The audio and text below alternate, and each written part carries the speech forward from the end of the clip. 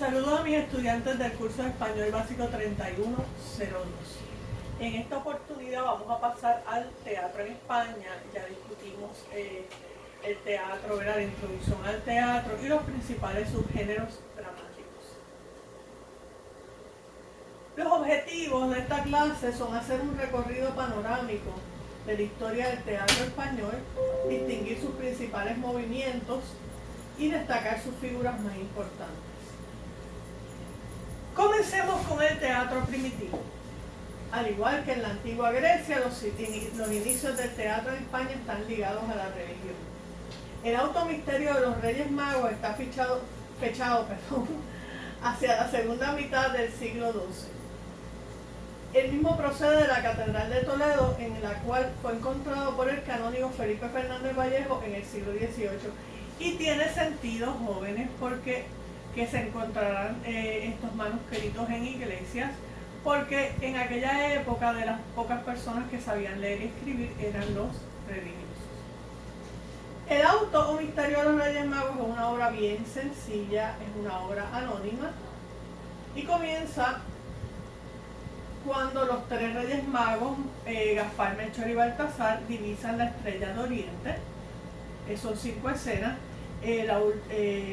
Hacia el final de la obra, los reyes se encuentran con Herodes, con el rey Herodes, pero no llegan donde el niñito Jesús. Les voy a leer de la escena primera, la primera intervención de Gaspar. Esto está en español antiguo y lee como sigue. Dios creador, cuál maravilla, no sé cuál es aquesta estrella, agoras primas la he veída, poco tiempo a que es nacida, nacido es el criador que es de la gente Señor, no es verdad, no sé qué digo, todo esto no vale un figo, otra noche me lo cataré, si es verdad bien lo sabré, bien es verdad lo que yo digo, en todo lo prohibido, no puede ser otra señal a que esto es y no es al. Nacido es Dios por verde fembra en aqueste mes de diciembre. Allá iré, lo que fuera adorarlo es, por Dios de todos lo tendré.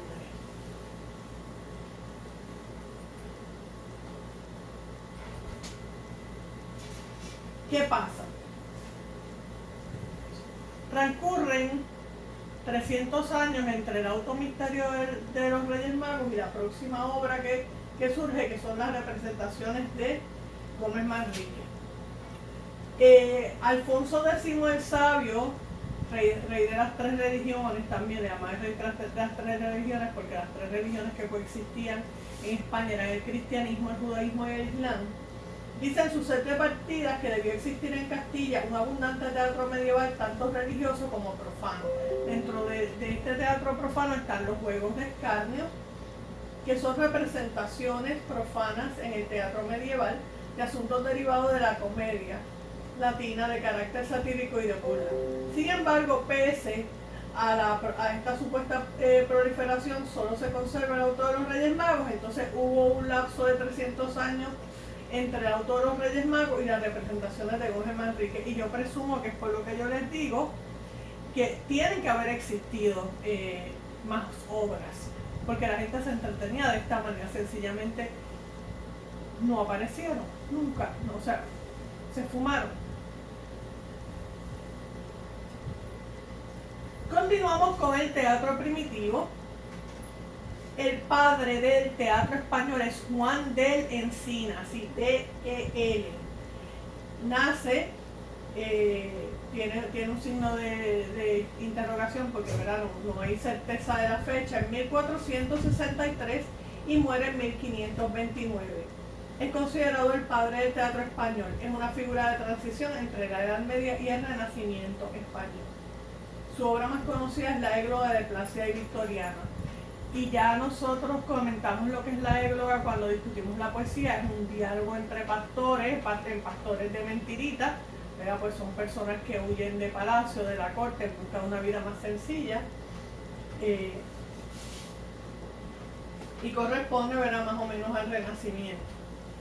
Pero Juan de la Encina es el padre del teatro español. Otra figura importante lo fue Bartolomé de Torres Narro, En 1485-1540 escribió Propaladia. Esta es la primera, y esto es importante, exposición teórica en castellano de una doctrina teatral con reglas técnicas como el número de actos en que se debe dividir un drama. Para él debían ser 5, o el de interlocutores o personajes, que para él debía variar entre 6 y 12. Así que Propaladia es una obra de teoría del teatro, lo que son sus ideas del teatro. Pero también él escribió obras de teatro como lo son Soldadesca y Tilenaria. Otro dramaturgo de esta época lo fue Gil Vicente, 1465-1536. Este portugués redacta Vargas. Vamos a los prelopistas, y es que hay que hablar de la literatura española, sobre todo del teatro, antes de Lope de Vega y después de Lope de Vega, porque Lope de Vega fue extraordinario no tan solo en el teatro, sino en toda la literatura en general. Pero hubo otros López, como Lope de Rueda. A Lope de Rueda se le considera el verdadero creador del teatro de costumbres, retrata tipos populares. Es conocido por sus pasos o entremeses, y uno de ellos se llama muy acertadamente Las Aceitunas. Juan de la Cueva inicia la comedia de asunto nacional. Cabe señalar que en esta época, y eso fue así hasta el siglo XVIII, a todo el teatro, fuera gracioso o fuera triste, se le llamaba comedia. O sea, que usted vea que algo dice comedia no significa que sea cómico, gracioso, valga la redundancia.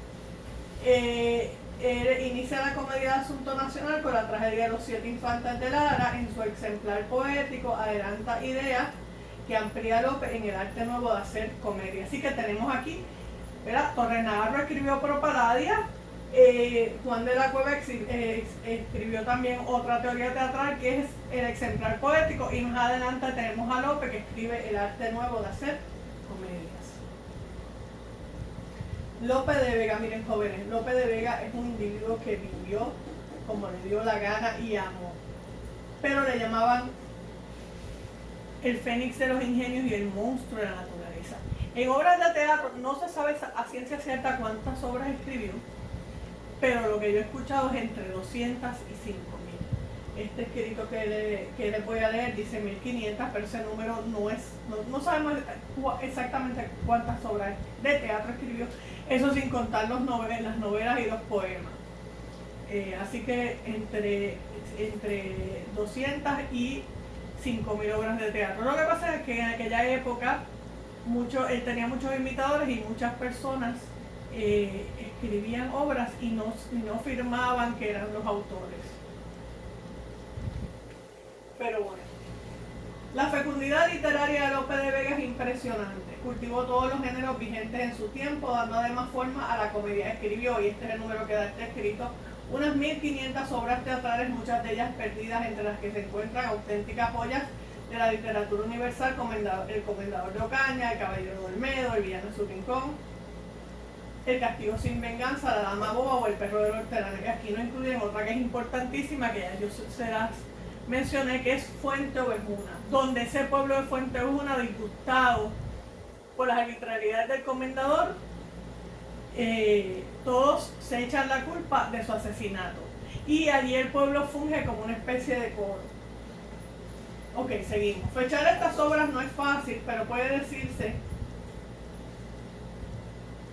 que sus mejores obras teatrales están escritas a partir de la primera década del siglo XVII. Escribió novelas pastoriles, La Arcadia, 1598, novelas bizantinas, y la novela bizantina era un género de novelas de aventuras con tramas complicadísimas de origen griego. El Peregrino de su Patria, 1604, novelas cortas como Novela de Marcia Leonarda, 1621-1624, títulos genéricos que subtituló Los Pastores de Belén o Arcadia lo Divino, y que incluye Las Fortunas de Diana, La Filomena, Las Desdichas por la Honra, La Prudente Venganza y Guzmán el Bueno, todas ellas de estilo y argumento muy cervantino. Pero su gran obra narrativa fue La Dorotea, 1632, en la que un López septuagenario rememora sus amores casi adolescentes con Elena Osorio, y cuya estructura es la de la Celestina, en un claro homenaje a Fernando de Rojas. En su obra lírica fue más innovador en formas y contenidos, y refleja con gran libertad su personalidad, ya que funde vida y literatura como siglos después hará el romanticismo. Entre sus poemas épicos narrativos destaca La hermosura de Angélica, 1602, La Jerusalén conquistada, 1609, o La Dragontea, 1602, y entre los burlescos La Gatomaquia, 1634. Además de todos los poemas intercalados en sus obras en prosa, Lope de Vega reunió sus poesías líricas en Las Rimas, 1602, volumen que contenía 200 sonetos. Las Rimas Sacras, 1614, El Romancero Espiritual, 1619, y Las Rimas Humanas y Divinas del licenciado Tomé de Burguillos, de 1634. Continuamos con Lope.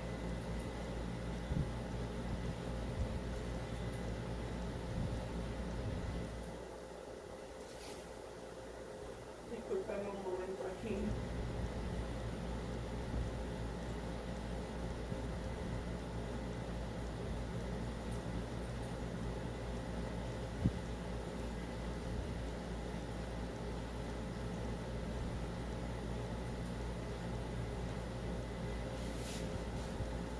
Y les repito que por lo prolífico de su obra y por la calidad de sus escritos, la figura de Félix Lope de Vega y Carpio,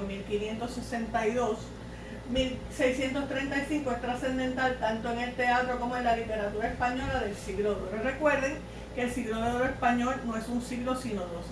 Siglo XVI, Renacimiento, siglo XVII, Barroco, hasta la muerte de Pedro Calderón de la Barca en 1681. Algunas de las ideas de Lope sobre el teatro están resumidas en el arte nuevo de hacer comedias. A continuación, algunas de ellas. La finalidad de la comedia es imitar las acciones de los hombres, pintar las costumbres y dar gusto al público, especialmente con conflictos de honor. Rechaza las unidades de tiempo y lugar. Hay tres unidades clásicas que son acción, tiempo y lugar. Una sola acción, un solo tiempo y un solo lugar. Él rechaza las unidades de tiempo y de lugar. La obra debe contar con 3 jornadas o 3 actos, ¿verdad? Y el primer acto será la exposición, el segundo acto el clímax y el tercero el desenlace. Los versos se deben acomodar a los temas. Recuerden que durante mucho tiempo el teatro era, los diálogos en el teatro eran todos en verso, después eso fue cambiando.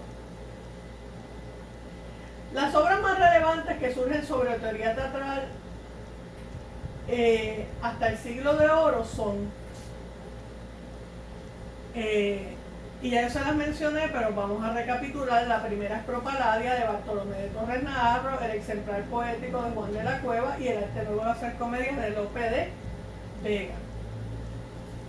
Vamos al barroco. Aparte de la figura de Lope de Vega, una de las figuras más importantes dentro del teatro barroco español fue Pedro Calderón de la Barca, que, como les dije, muere en 1681, pero nace en 1600, o sea que vivió 81 años. Su muerte marca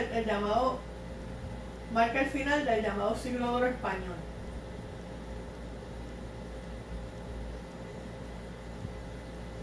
Su teatro tiene 2 etapas. La primera muestra semejanza con el teatro de Lope, con obras como El alcalde de Zalamea, y la segunda evidencia la intensificación de los elementos del barroco con obras como La vida es sueño. Nosotros escuchamos los monólogos de Segismundo y sabemos de qué trata la obra. Otro dramaturgo importante durante el siglo de oro español fue Tirso de Molina, seudónimo de Gabriel Tellez, y Tirso de Molina murió en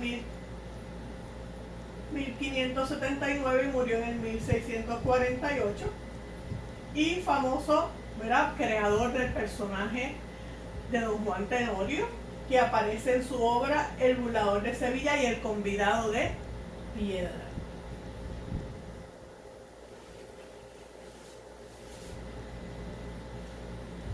Algunas de las características del teatro de Calderón son las siguientes. Y disculpen que haya dado este brinco. Es un teatro de ideas, de reflexión y de solidez. Busca la perfección de la temática anterior dentro del marco de lo simbólico. En cuanto a su técnica, limita el número de personajes convirtiéndoles en símbolos de sus ideas. enriquece la escenografía con elementos de otras artes como la pintura, la arquitectura, la música y la danza. Y ustedes saben que el origen de la zarzuela está ligado a la obra El Laurel de Apolo de Pedro Calderón de la Barca. El lenguaje de Calderón de la Barca es rico en metáforas, alegorías y símbolos, una mezcla de conceptismo y culteranismo. Entre sus obras se encuentran La Dama Duende, El médico de su honra, El mágico prodigioso y, como ya se mencionó, La vida es sueño. La Dama Duende es una obra deliciosa de una muchacha que es viuda, Ángela, y Ángela, sus hermanos la celan más que si fuera una muchacha soltera. Así que ella se ve obligada a disfrazarse de hombre para salir a la calle. En una de esas escapadas se encuentra con este joven, ella queda prendada de él. Después resulta que el muchacho está visitando a sus hermanos, pero que no podían compartir. Lo que hace la muchacha es que le va poniendo, aprovecha cuando el joven no está en el cuarto, le va dejando mensajitos y lo enamora, y al final pues se descubre todo y tiene un final feliz. Pasemos entonces al siglo XVIII. Y en el siglo XVIII el teatro español recibe una fuerte influencia del siglo de oro francés con figuras como Molière, Corneille y Racine. Y usted dirá, ¿y qué tiene que ver que el siglo de oro francés? Jóvenes, recuerden que Francia y España son países vecinos, ¿verdad? Y que influyen, ¿verdad? Que influyen mutuamente, se influyen mutuamente. Algunas de las características, disculpen, como les dije, el teatro español recibe una fuerte influencia del siglo de oro francés con las figuras de Molière, Corneille y Racine, y ya les expliqué, ¿verdad?, la importancia del siglo de oro francés en España. Algunas de las características del teatro del siglo XVIII son las siguientes. Es una reacción en contra del teatro barroco. Se observa la influencia de la poética de Lausanne de 1737 en cuanto a la conservación de las tres unidades clásicas, acción, tiempo y lugar, y en cuanto a la distinción entre la comedia y la tragedia. Una de las obras representativas de esta época, Los El Cid de las Niñas, de Leandro Fernández de Moratín. Y esta es una obra acerca de una muchacha, de una joven que la quieren casar con un viejo. La muchacha había vivido toda la vida en un convento, pero de alguna manera se da ingenio para tener un novio. Cuando ella se entera que la van a casar, que la sacaron del convento y que la van a casar con este viejo, ella se lo dice a su novio, que planea secuestrarla. La cuestión es que la noche que el novio va a secuestrarla hace tanto escándalo que su mamá y el viejo que están allí, todo el mundo se despierta y se descubre que el muchacho es sobrino del viejo con que van a casar a la muchacha. El viejo, ¿verdad?, le cede la muchacha al joven, ¿verdad?, y triunfa el amor. El romanticismo. El romanticismo es un movimiento de la primera mitad del siglo XIX, llega tardíamente a España. Algunas de sus características son: se rompe con la perspectiva del siglo anterior, se mezcla la prosa y el verso, existe diversidad métrica, hay abundancia de personajes y de diversos niveles sociales, además aparecen personajes desconocidos, los desenlaces son trágicos y forzados para acomodarlos a la solución de la trama.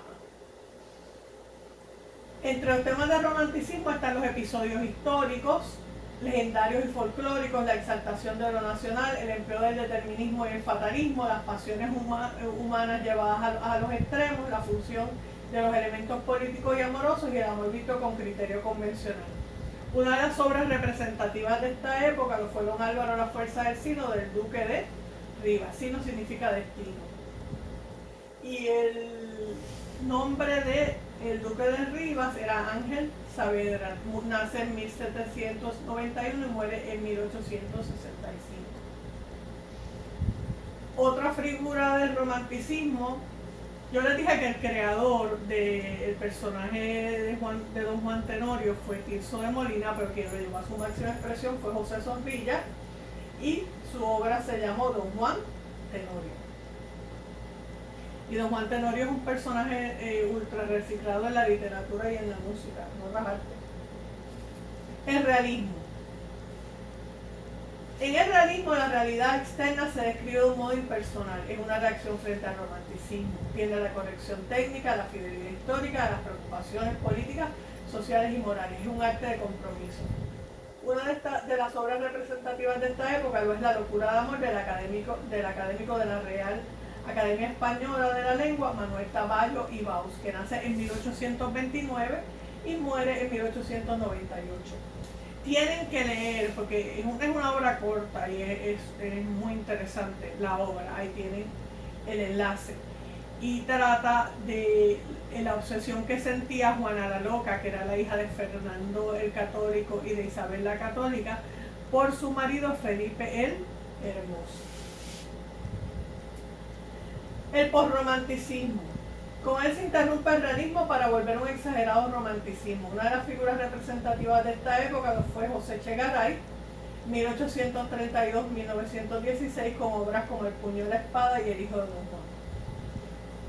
Echegaray gana el Premio Nobel de Literatura en 1904, pero los miembros de la generación del 98 reaccionan furiosos ante este premio porque entendían que se lo dieron por sus conexiones políticas, porque él ocupó puestos en el gobierno español y no por sus méritos literarios. El premodernismo. En el teatro de Benito Pérez Galdós, 1843-1920, convergen los elementos del drama realista y los de la nueva orientación que llevarán los personajes de Jacinto Benavente. Sus personajes son más humanos y de mayor fuerza dramática. Incorpora ideas hacia su teatro con obras como Electra y El abuelo. El teatro moderno. A finales del siglo XIX, varios autores consiguen elevar el nivel del teatro. Por ejemplo, Jacinto Benavente, 1866-1954, que gana el Premio Nobel de Literatura en 1922. Y los hermanos Joaquín y Serafín Álvarez Quintero, cuyos nombres aludimos cuando discutimos los principales subgéneros dramáticos. Benavente fue una figura renovadora dentro del teatro europeo. El aspecto fundamental de su teatro es el uso de la ironía para hacer crítica social. Algunas de sus obras son La noche del sábado, Los intereses creados, Señora Ama y La Malquerida. Aquí tienen una foto de Benavente. Entonces llegamos al teatro contemporáneo, en este caso anterior a la Guerra Civil. La Guerra Civil Española fue entre 1936 y 1939. Y hay que hablar de un teatro antes de la guerra y otro después de la guerra, porque transcurrieron 10 años hasta que surgió la próxima gran obra, que fue Historia de una escalera, de Antonio Buero Vallejo. Pero bueno, hacia las postrimerías de la República Española, el teatro toma nuevas vías gracias a la figura de Federico García Lorca, 1898-1936, y Alejandro Casona, 1903 al 65. Algunas de sus características son el uso del elemento popular estilizado, el empleo de elementos líricos tanto de forma como de contenido y la vuelta al tema del honor. Las mujeres de Lorca en sus obras son mujeres sumamente fuertes. García Lorca utiliza el honor, la pasión desenfrenada, la sensualidad, la muerte, el instinto maternal como elementos de su obra. Algunas de sus obras son, y a lo mejor usted ha leído alguna de ellas en la escuela, la leyó en la escuela, Boda de Sangre, Yerma y La Casa de Bernarda Alba. Para Alejandro Casona, y Alejandro Casona era el seudónimo de Alejandro Rodríguez, la poesía es un elemento importante para su teatro en prosa. Escribe La Sirena Varada, Nuestra Natacha, Prohibido suicidarse en primavera, La barca sin pescador y La Dama del Alba. Como les dije, cuando terminó la Guerra Civil en el 39, tras el fin de la Guerra Civil Española, transcurren 10 años antes de que surja la próxima gran obra que él escribió, Antonio Buero Vallejo, que nació en 1916, murió en el año 2000, y que gana el Premio Lope de Vega en 1949 por su obra Historia de una escalera. Obviamente, después de 1949 hay muchos otros dramaturgos españoles. Recuerden que esto es un curso panorámico, pero aquí por lo menos tienen una idea de cómo se ha dado el desarrollo del teatro y de otros géneros literarios.